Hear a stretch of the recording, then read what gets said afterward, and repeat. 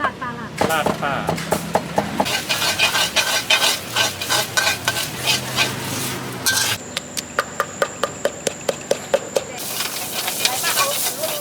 มาม่าต้องอย่างไม่ได้เบ้นิดไม่น่า ลาด เห เห ร ร อ อลาดเหรอ ลาดจ้ะกะเพราลาด อย่าเอาไปลาดเหรอ ลาดปลาลาด ลาดปลา ให้มันจบเซสชั่น เดี๋ยวจะพาเพื่อน เออ เดี๋ยวจะ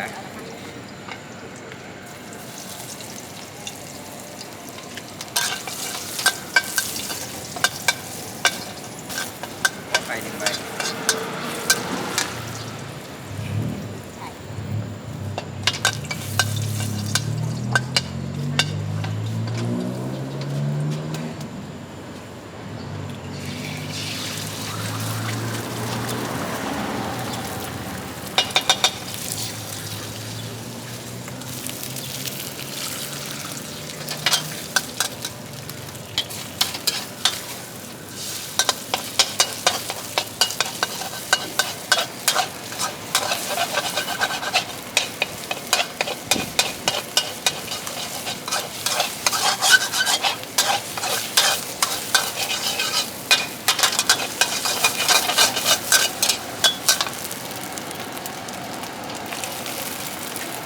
ไม่ต้องใส่ซีอิ๊วนะใส่ไหม ไม่ต้องจ้ะ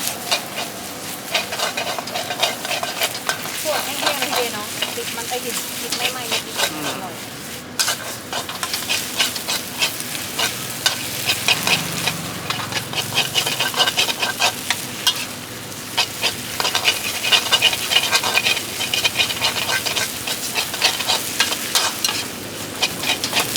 ใส่จานแล้วกัน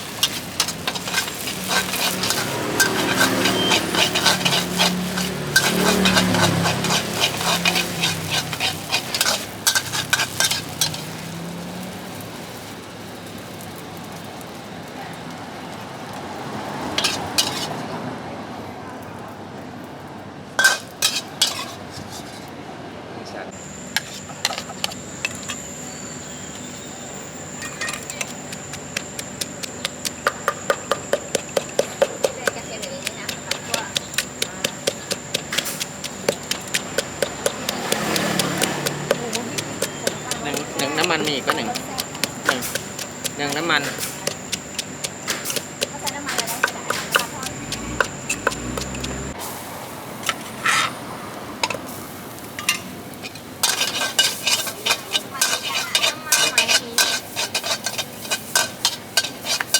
ใช้น้ำมันนี่ผัดหน่อยได้ไหมน้ำมันทอด ตั้งไว้บนกระทะเลยตั้งเตามาไปไหน ไปที่กับตัวลาดข้าวลาดบริการก็เป็นอย่าง จะล้นเลยแหละ ไรป้าเอาล้นค่ะล้น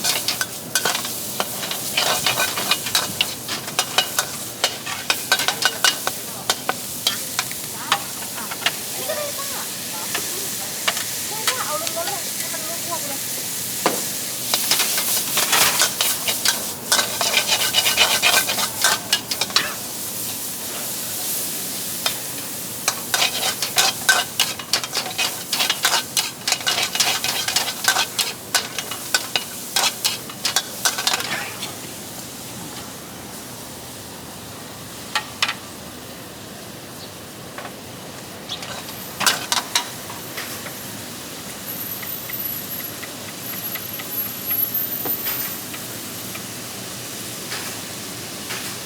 ถ้าแบบแห้งๆนี่มันเป็นแบบกะเพราแห้งๆคือยังไงผัดแห้งๆแห้งๆก็ได้เนาะ แต่อย่างนี้ต้องมีน้ำหน่อยๆดี โอ้โห